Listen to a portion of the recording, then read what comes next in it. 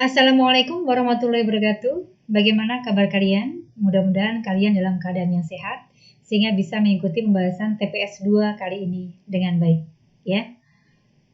Kali ini Ibu akan membahas kemampuan memahami bacaan dan menulis, ya.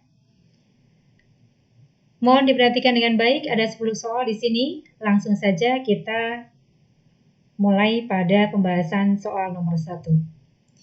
Ada sebuah wacana di sini. Jika ada sebuah wacana, langkah pertama yang harus kamu lakukan adalah membaca soal, baru baca wacananya.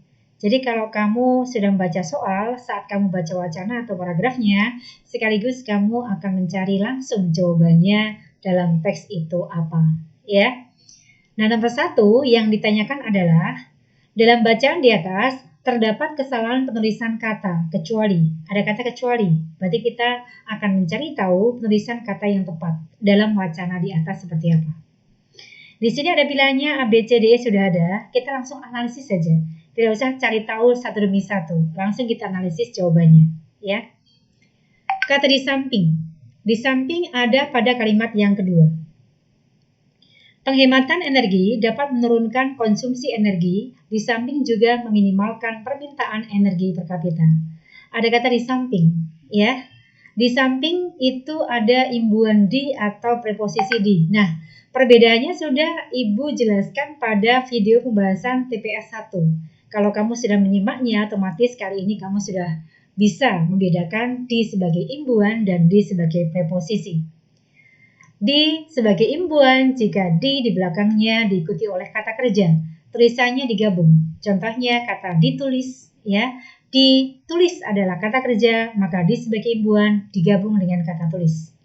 Tapi kalau di sebagai preposisi atau kata depan, maka di belakangnya menunjuk arah tempat atau tujuan, maka di tulisannya terpisah dengan kata di belakangnya. Contohnya, kalau tempat di pasar, di spasi pasar. Kalau arah misalnya di samping, ya, samping adalah arah, sehingga di spasi samping, ya. Jadi pilihan A adalah salah, harusnya D-nya terpisah karena sebagai preposisi, samping menunjukkan arah, ya. Di samping terpisah, jadi A salah tulisannya. Yang B, yaitu pilihan B per kapita. Per kapita ada pada kalimat yang kedua. Penghematan energi dapat menurunkan konsumsi energi, di samping juga meminimalkan permintaan energi per kapita, ya. Penulisan per sebagai partikel itu bisa ditulis terpisah, bisa ditulis tergabung. Jika ditulis terpisah, jika per berarti, ya, tiap-tiap, demi, dan mulai, ya. Contohnya kalau yang berarti tiap-tiap, misalnya mereka masuk ke dalam ruangan itu satu per satu, ya. Mereka masuk ke ruangan itu satu per satu. Per di situ berarti demi. Artinya mereka masuk ruangan itu satu demi satu. Karena berarti demi, maka pernya ditulis terpisah. Satu spasi per spasi satu. Kemudian yang kedua, per dipisah jika berarti tiap. Misalnya, ya. Harga kain batik itu per lembar Rp100.000, ya. Per lembar berarti tiap lembar. Karena per berarti tiap, otomatis pernya ditulis terpisah, ya. Yang ketiga, jika ditulis terpisah jika berarti mulai. Misalnya, per September tahun ini tunjangan asuransi ayah akan dikeluarkan, ya. Per September berarti mulai September. Per berarti mulai, sehingga pernya ditulis terpisah. Nah, kalau per digabung, jika berarti tidak berarti apa-apa.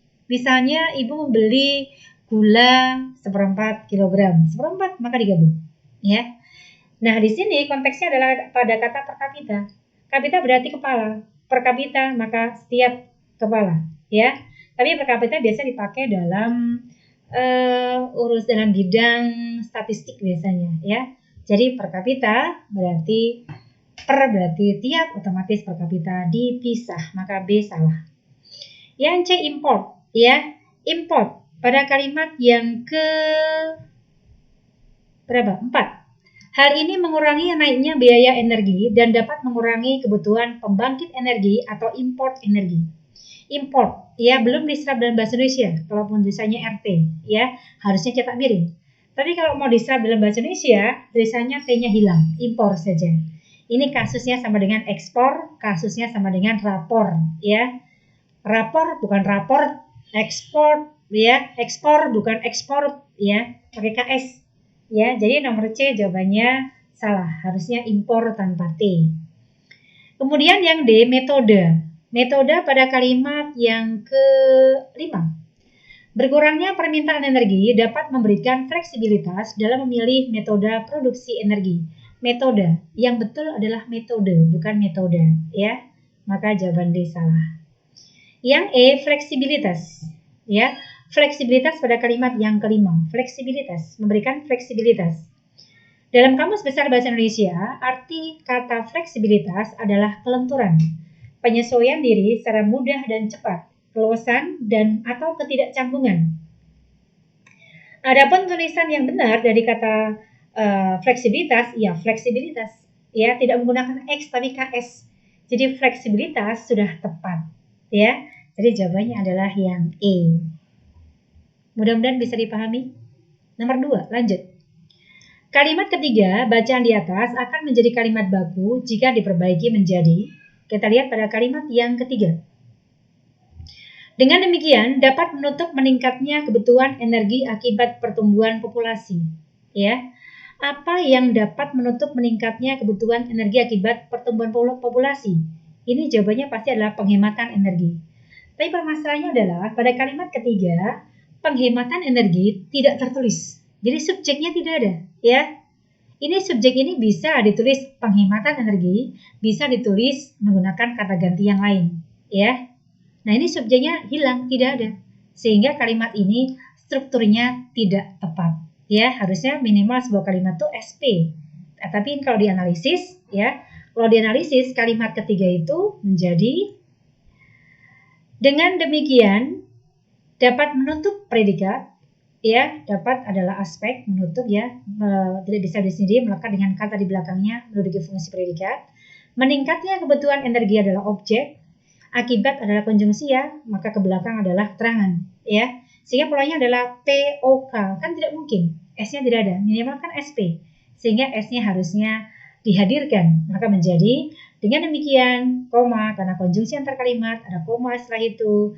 Hal tersebut subjek dapat menutup meningkatnya kebutuhan energi, dapat menutup predikat, meningkatnya kebutuhan energi objek, akibat pertumbuhan populasi adalah keterangan. Maka polanya menjadi SPOK, ya. Hal tersebut pengganti dari kata penghematan energi. Maka jawabannya yang tepat adalah yang A, ya. Kalau yang B salah, subjeknya tidak ada. Yang C, sehingga adalah konjungsi intra-kalimat. Dia letaknya di tengah kalimat, bukan di awal kalimat. Yang D, subjeknya tidak ada, salah, ya. Yang E, dengan upaya tersebut dapat menutup meningkatnya energi akibat pertumbuhan. Di sini juga salah, subjeknya tidak ada, ya. Sehingga jawaban yang tepat adalah yang A. Nomor 3, simpulan yang tepat untuk bacaan di atas adalah, untuk menentukan simpulan, sama saja kita mencari kalimat utamanya, ya. Simpulan itu adanya dalam kalimat utama, ya. Nah, kita lihat pada paragrafnya. Dalam paragraf ini ada 5 kalimat, ya. Kalimat pertama, penghematan energi adalah unsur yang penting dari sebuah kebijakan energi. Kalimat kedua, penghematan energi. Oh, muncul lagi penghematan energi. Dapat menurunkan konsumsi energi, di samping juga meminimalkan permintaan energi per kapita. Masih membahas tentang pentingnya penghematan energi, ya. Jadi frasa kuncinya adalah ada pentingnya penghematan energi. Kalimat yang ketiga, dengan demikian dapat menutup meningkatnya kebutuhan energi akibat pertumbuhan populasi. Ini sama juga menjelaskan tentang pentingnya penghematan energi. Yang keempat, hal ini mengurangi naiknya biaya energi dan dapat mengurangi kebutuhan pembangkit energi atau import energi. Sama juga menjelaskan tentang pentingnya penghematan energi. Yang kelima, berkurangnya permintaan energi dapat memberikan fleksibilitas dalam memilih metode produksi energi. Sama juga menjelaskan tentang pentingnya penghematan energi. Jadi, kalimat paragraf ini, kalimat utamanya ada pada kalimat yang pertama, ya, yaitu penghematan energi adalah unsur yang penting dari sebuah kebijakan energi, ya. Ciri sebuah kalimat utama adalah bisa berdiri sendiri, ya. Yang kedua, sifatnya umum. Yang ketiga, mengandung kata atau frasa kunci yang akan dijelaskan pada kalimat penjelas. Frasa kuncinya adalah pentingnya penghematan energi.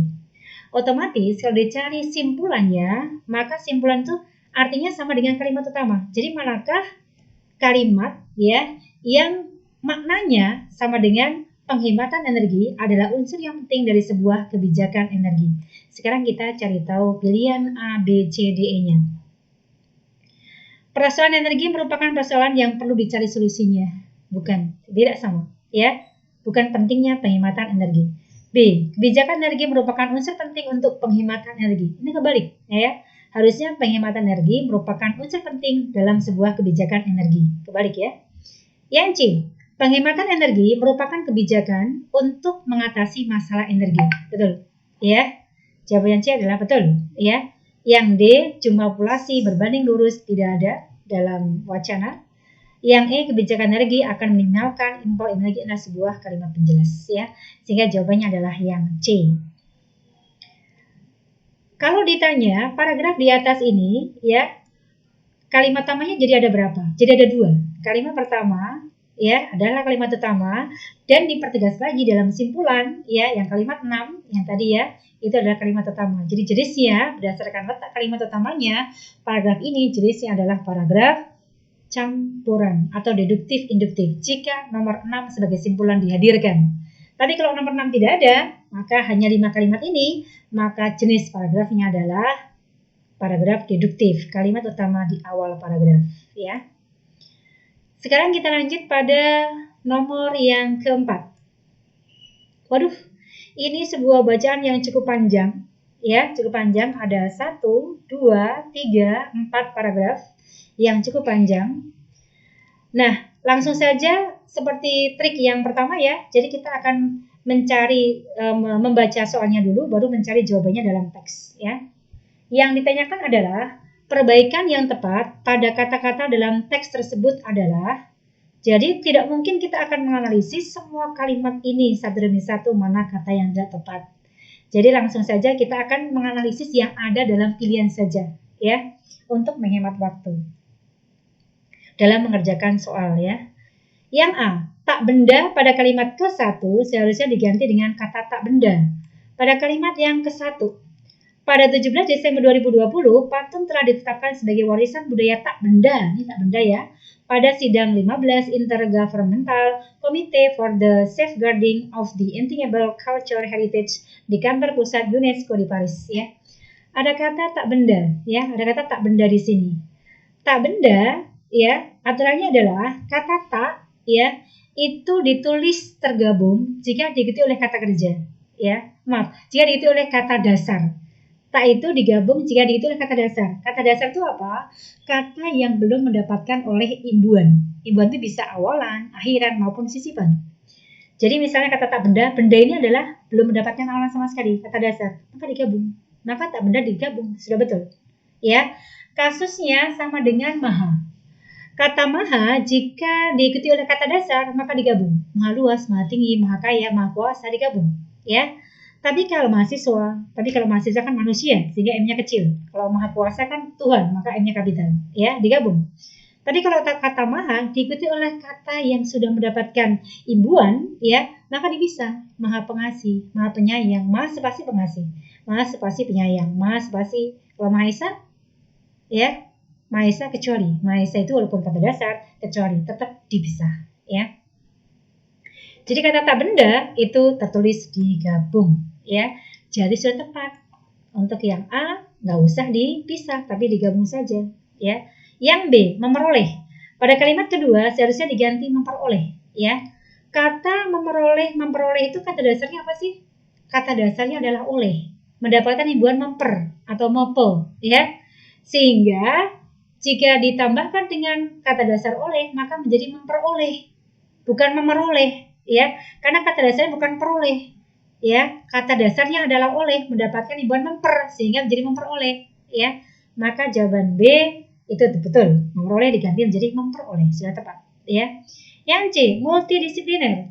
Multi tidak bisa berdiri sendiri, dia wajib tergabung dengan kata di belakangnya, ya. Multi, ekstra, antar, sub, swa, panca tidak bisa berdiri sendiri, dia wajib tergabung dengan kata di belakangnya. Jadi kalau dipisah malah salah. Yang D, memprakarsai. Imbuhan me jika bertemu dengan kata dasar yang diawali oleh huruf P, KTSP, maka duduk atau lebur, kecuali klaster atau gugusan konsonan, ya. Me tambah dengan pukul, memukul. Me tambah dengan kelola, mengelola. Me tambah misalnya adalah tari, menari. Me tambah sapu menjadi menyapu, ya. KTS-nya dulu. Tapi kalau diikuti dengan klaster, maka tidak akan dulu, tetap ada KTSP-nya. Misalnya me tambah prakarsai menjadi memprakarsai karena PR klaster, ya. Klaster sama dengan gugusan konsonan. Kalau gugusan vokal namanya diftong, ya, ai, au, oi, ya. Kemudian me tambah produksi, PR klaster memproduksi, P-nya ada. Me tambah transfer, mentransfer, T-nya ada, ya, karena klaster. Maka jawabannya yang D harusnya memprakarsai, bukan malah memprakarsai, salah. Yang E kongres. Dalam Kamus Besar Bahasa Indonesia, betul. Yang betul adalah kata kongres, bukan kongres. Maka jawabannya adalah yang B. Nomor 5. Kalimat yang memiliki pola dasar yang sama adalah tidak mungkin kalian akan menganalisis semua kalimat dalam wacana. Tidak mungkin. Jadi caranya yang paling cepat adalah kamu langsung menganalisis, ya, yang ada dalam pilihan jawaban saja, yaitu kalimat 1, 2, 4, 9, dan 15. Ya, langsung saja kita akan menganalisisnya dari 1, 2, 4, 9, 15, satu demi satu. Pada video pembahasan TPS 1, Ibu sudah menjelaskan tentang bagaimana cara menentukan pola kalimat, ya. Nah, pola umum sebuah kalimat dasar itu ada SPO keterangan, subjek, predikat, objek, pelengkap, dan keterangan, ya. Tapi objek pelengkap keterangan sifatnya mana juga, atau boleh hadir, boleh tidak, ya. Intinya sebuah kalimat adalah SP, pola dasarnya adalah SP, ya. Bisa SP, bisa SPO, bisa SPPL, bisa SPOPL, bisa SPK, bisa SPO pelengkap keterangan. Minimal SP. Kemudian, sekarang kita akan menentukan pola dasar, ya. Yang memiliki pola yang sama yang mana? Ya. Kalimat 1. Pada 17 Desember 2020, ada pada preposisi. Semua kata frasa klausa yang diawali oleh preposisi, maka pasti keterangan. Pada 17 Desember 2020, keterangan. Pantun subjek. Kenapa subjek? Jawaban dari apa yang telah ditetapkan sebagai warisan budaya tak benda pada sidang ke-15 sampai dengan di Paris, jawabannya adalah pantun sebagai subjek. Telah ditetapkan predikat, telah aspek, melekat dengan kata di belakangnya, menduduki fungsi sebagai predikat, kerja predikat. Sebagai adalah konjungsi, ke belakang adalah keterangan, ya. Polanya adalah KSPK, ya. Lanjut pada kalimat yang kedua. Hilmar Farid sebagai Direktur Jenderal Dirjen Kebudayaan Kementerian Pendidikan dan Kebudayaan menegaskan bahwa memperoleh pengakuan UNESCO bukan akhir perjuangan, melainkan langkah awal melestarikan tradisi mulia pantun, ya. Sebagai di sini itu jadi satu kesatuan sampai dengan kebudayaan, karena ini merupakan frasa endosentris apositif, ya. Ini posisinya adalah sebagai Direktur Jenderal Dirjen Kebudayaan Kementerian Pendidikan dan Kebudayaan. Merupakan penjelasan atau keterangan tambahan dari Hilman Farid, ya. Siapa Hilman Farid? Ya, jawabannya sebagai Kementerian Kebudayaan, ya. Otomatis subjek, ya. Menegaskan predikat, ya, merupakan kata kerja predikat, bahwa kemarin sudah saya jelaskan bahwa ke belakang satu klausa itu adalah objek, ya. Bahwa meroleh pengakuan UNESCO sama dengan pantun adalah objek. Maka polanya adalah subjek, predikat, objek, ya, SPO. Kalimat keempat. Pada 5 November 2004, pada preposisi keterangan, Raja Ali Haji bin Raja Haji Ahmad yang lebih dikenal sebagai Raja Ali Haji, subjek, ini juga sama, ya. Frasa endosentris apositif, ada posisi keterangan tambahan yang menjelaskan Raja Ali bin Raja Haji Ahmad itu siapa, ya. Diangkat predikat, ini kata kerja predikat, menjadi pahlawan nasional Republik Indonesia adalah keterangan, ya. Polanya menjadi KSPK. Nah, ini polanya sama dengan kalimat yang ke-1. Jadi nomor 1, kalimat 1 dan 4 itu polanya sama, KSPK, ya. Lanjut pada kalimat yang ke-9. Kamus buku Raja Ali Haji yang berjudul Kitab Pengetahuan Bahasa Kamus Logat Melayu Lohor Pahang Riau Lingga, sama ya. Frasa endosentris positif, ya. Kemudian merupakan predikat, ya. Kamus Eka Bahasa Melayu pertama pelengkap. Kenapa pelengkap? karena tidak bisa dijadikan subjek, ya. Kamus Eka Bahasa Melayu pertama dirupakan, tidak bisa, sehingga ini pelengkap, ya. Di Nusantara di preposisi keterangan, maka polanya menjadi SPPK, ya. Kalimat ke-15, mahakarya. Ya tadi maha ya, ini kata dasar maka digabung mahanya. Mahakarya sastra yang terdiri atas 12 pasal ini ke depan, sepanjang apapun itu subjek. Itu ke depan, sepanjang apapun itu adalah subjek, ya. Ini juga subjek merupakan jawaban dari apa yang dikategorikan sebagai puisi didaktik berisikan nasihat dan petunjuk menuju hidup mulia yang diridhai Allah. Maka jawabannya adalah mahakarya sastra yang terdiri atas 12 pasal ini, ya. Ini subjek dikategorikan adalah sebuah kata kerja predikat, sebagai adalah sebuah konjungsi ke belakang adalah terangan. Polanya adalah SPK. Maka pola kalimat yang sama adalah pada kalimat 4 KSPK dan kalimat 1 KSPK. Jawabannya adalah yang D. Nah, sekarang kita lanjutkan pada kalimat yang ke-6. Pertanyaan yang jawabannya tidak terdapat dalam teks tersebut adalah, ya, A. Apa saja jasa-jasa Raja Ali Haji di bidang kesusastraan Nusantara? Apa saja jasa-jasa Raja Ali Haji? Jasa-jasanya, ya, di sini ada nomor 6, ya.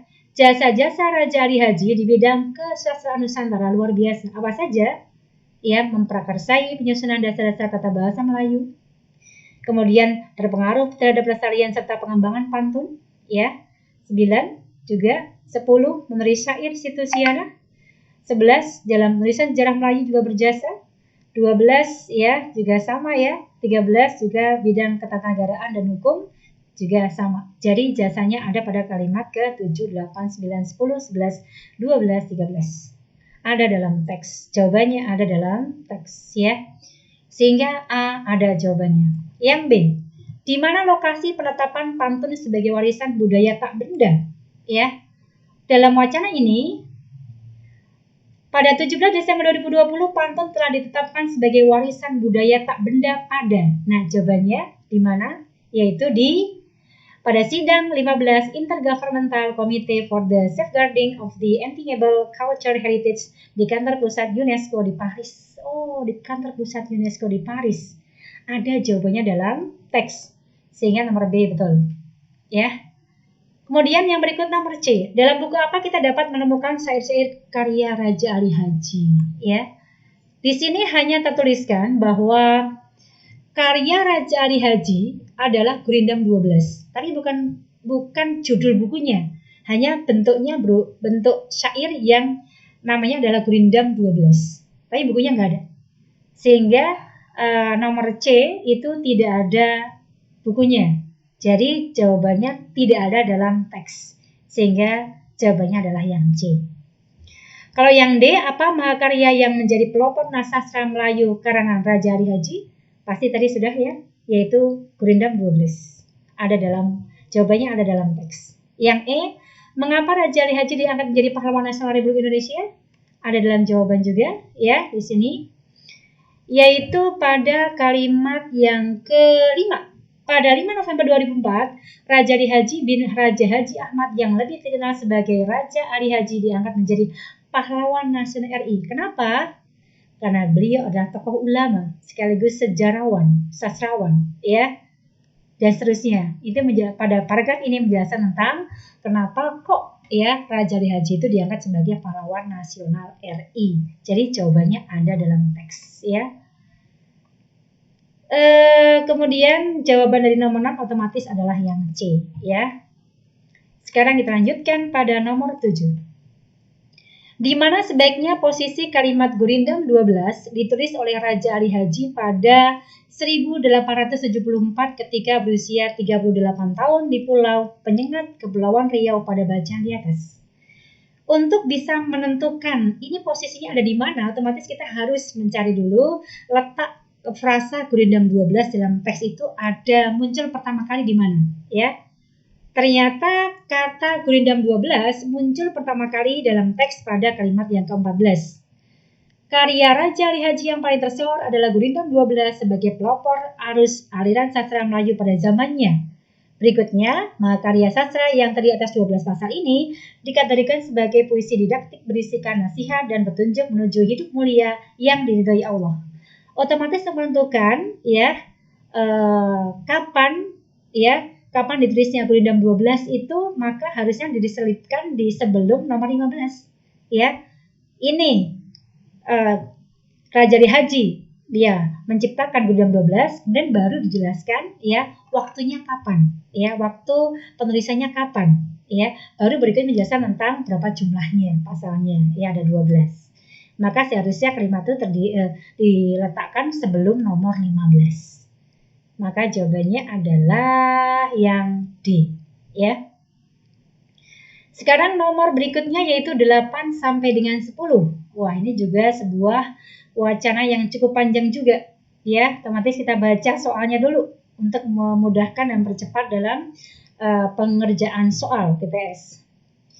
Nomor 8 yang ditanyakan adalah kalimat tidak efektif dalam teks tersebut terdapat pada. Tidak mungkin kita akan menganalisis semuanya 1 sampai dengan 13. Waktunya nanti butuh sangat banyak. Langsung saja kita analisis dalam jawabannya, ya.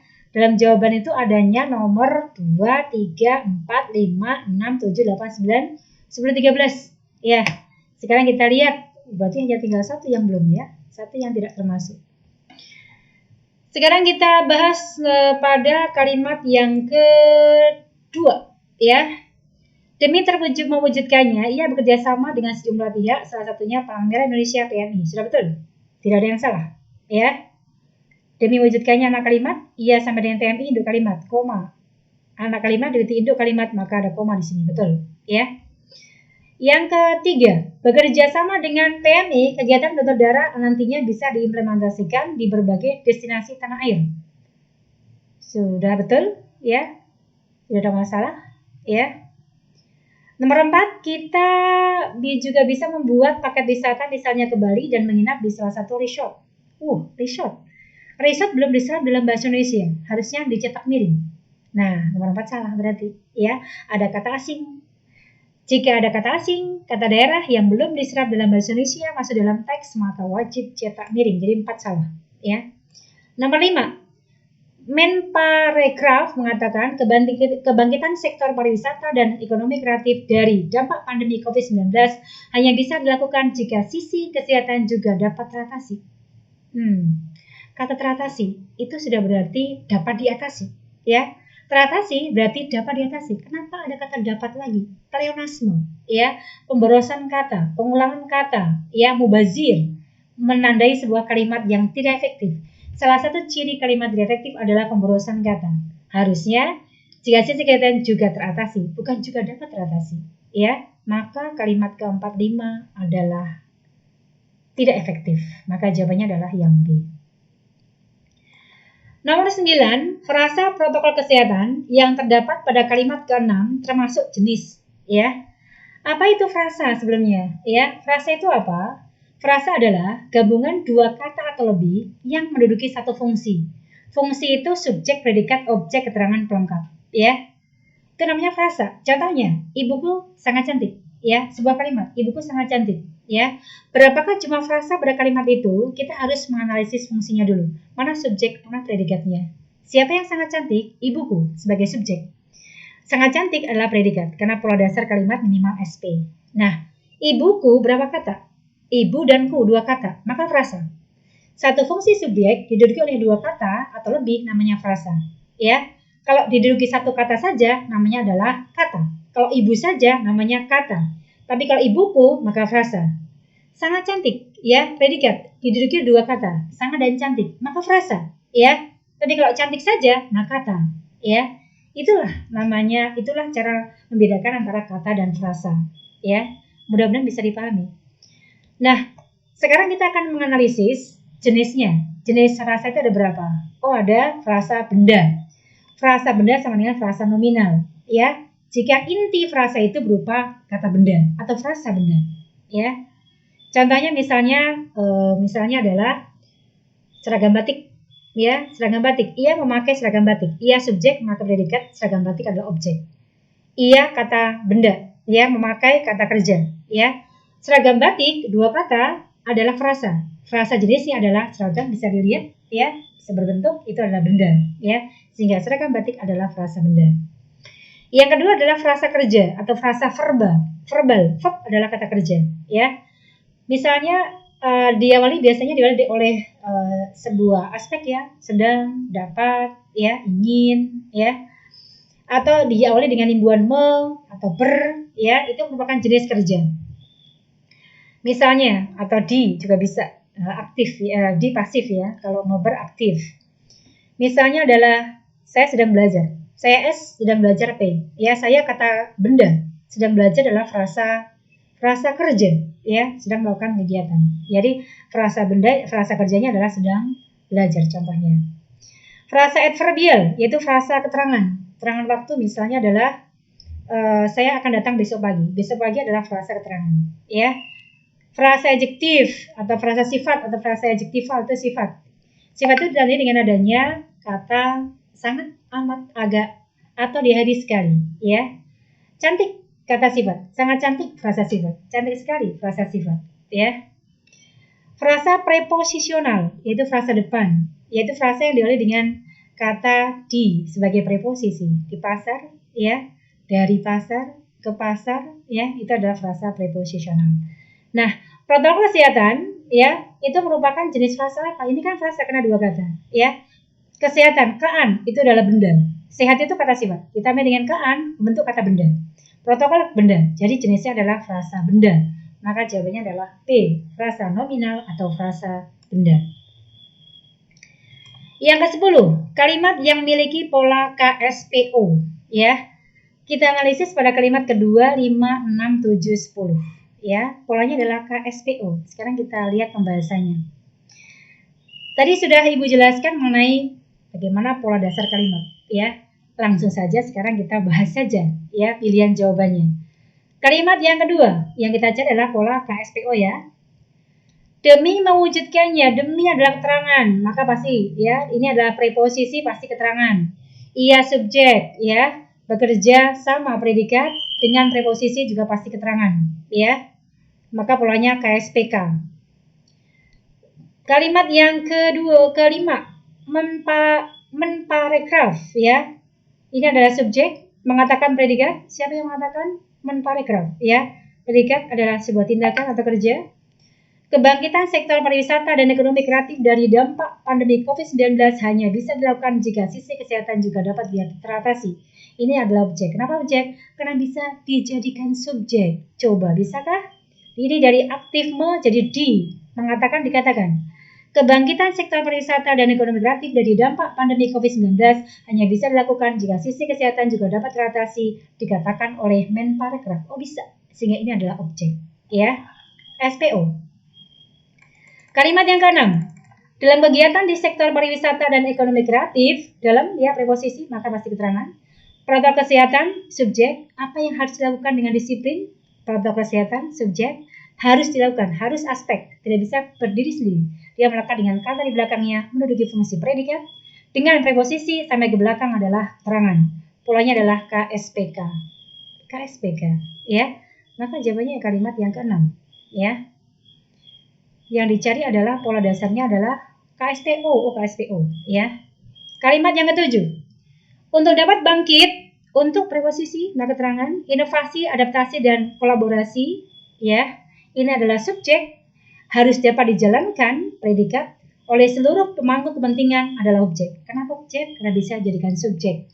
Seluruh pemangku kepentingan, ya, harus dapat menjalankan, ya, inovasi, adaptasi, dan kolaborasi.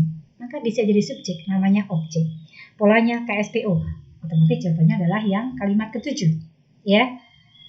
Terakhir, kalimat ke-10, kita perlu sosialisasikan. Kita subjek, siapa yang perlu sosialisasikan step-step? Jawabnya kita. Perlu, ini adalah aspek, melekat dengan kata di belakangnya, pasti predikat. Perlu sosialisasikan predikat, step-step untuk melakukan donor plasma konsvalen adalah objek. Kenapa objek? Karena bisa dijadikan subjek menjadi step-step untuk melakukan donor plasma konsvalen, ya. Konvalen perlu disosialisasikan, perlu kita sosialisasikan, bisa, maka objek. Agar konjungsi ke belakang adalah keterangan. Maka polanya yang KSPO yang mana? Jawabnya adalah kalimat yang ketujuh, yaitu D. Ya. Demikian pembahasan yang dapat Ibu sampaikan, mudah-mudahan bisa dipahami. Tetap jaga protokol kesehatan. Ya. Wassalamualaikum warahmatullahi wabarakatuh.